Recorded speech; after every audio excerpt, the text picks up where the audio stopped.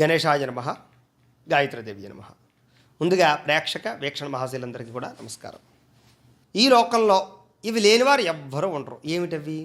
అలాగే చాణుక్యుడు చెప్పినటువంటి ఈ లక్షణాల ద్వారా ఎదుటివారి యొక్క రహస్యాలని చాలా సులువుగా తెలుసుకోవచ్చు. ఏమిటా రహస్యాలు? అలాగే మన జీవితంలో విషసర్పం కన్నా ప్రమాదకరమైనటువంటి వ్యక్తి ఎవరున్నారు అనేటటువంటి విషయాలు మనం ఇప్పుడు తెలుసుకునే ప్రయత్నం చేద్దాం. మనల్ని పరిపాలించేటటువంటి రాజు ఉంటాడు కదా, ఈ రాజుకు ఉండవలసినటువంటి లక్షణాలు ఏమిటి?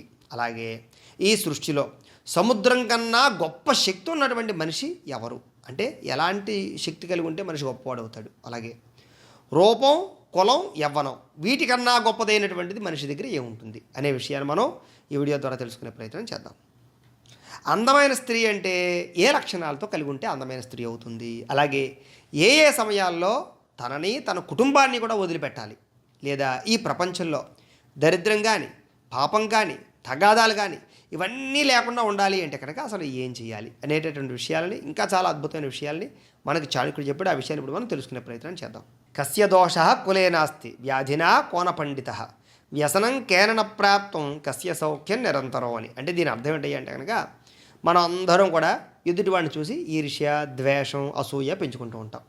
వాడు చాలా బాగున్నాడండి, వాడు చాలా గొప్పగా ఉన్నాడండి, వాడు అన్నీ అనుభవిస్తున్నాడండి, వాడికి లేని లోటు లేదండి, వాడు చాలా పెద్ద గొప్ప విద్వాంసుడండి అంటూ ఎంతసేపు కూడా నా దగ్గర ఏదో లేదు, పక్కవాడు చాలా గొప్పవాడు, వాడు పరిపూర్ణంగా ఆనందంగా ఉన్నాడని అనుకుంటాం.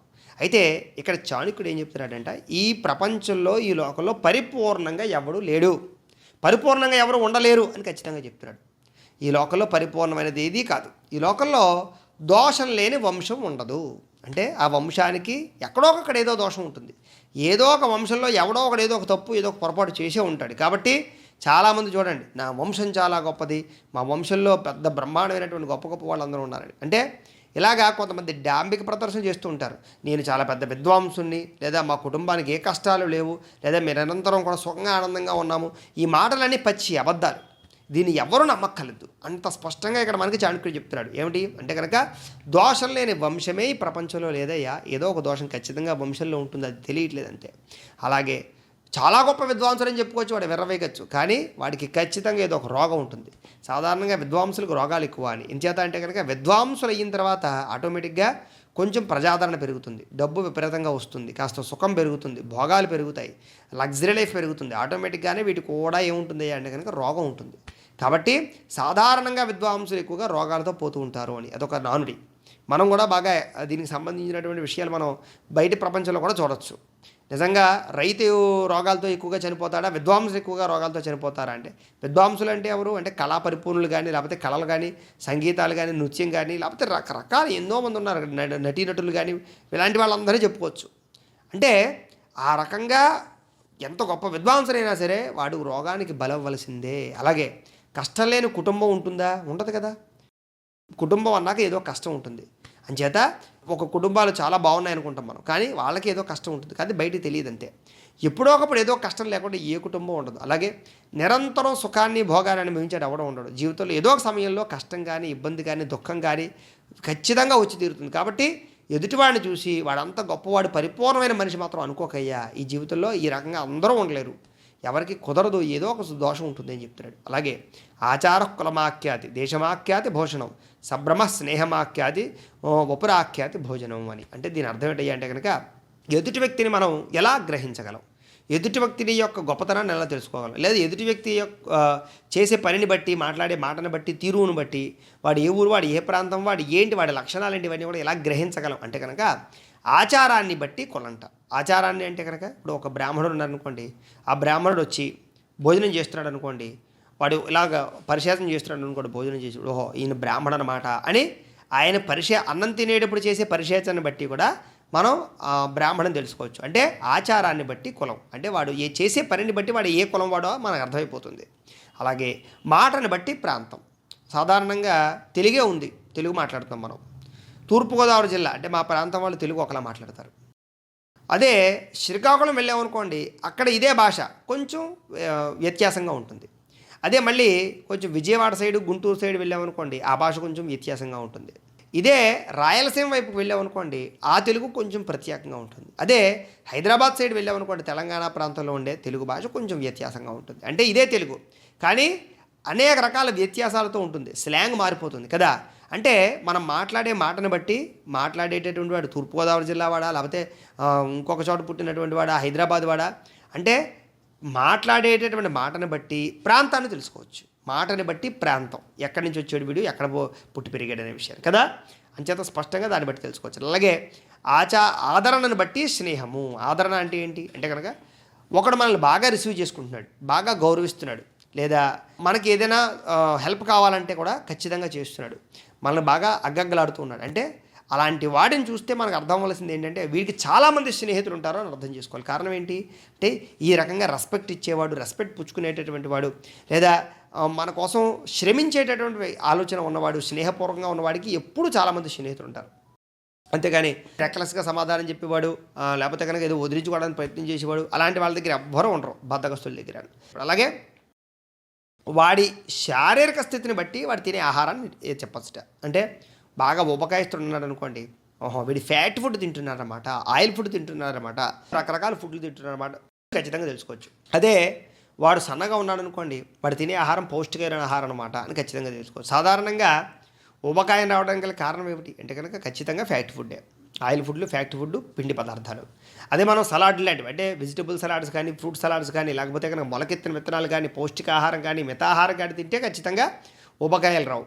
బద్ధకస్తులకు కూడా ఊబకాయం వస్తుంది. అలాగే శారీరక శ్రమ ఎక్కువ వాళ్ళు కూడా ఎంత తిన్నా అంటే వాళ్ళ శారీరక స్థితిని బట్టి వాళ్ళు తినే ఆహారాన్ని కూడా మనం చెప్పచ్చు. అంటే ఈ రకంగా ఎదుటి వ్యక్తిని ఎలా గ్రహించాలో మనకి చాణక్యుడు చెప్తాడు చూడండి.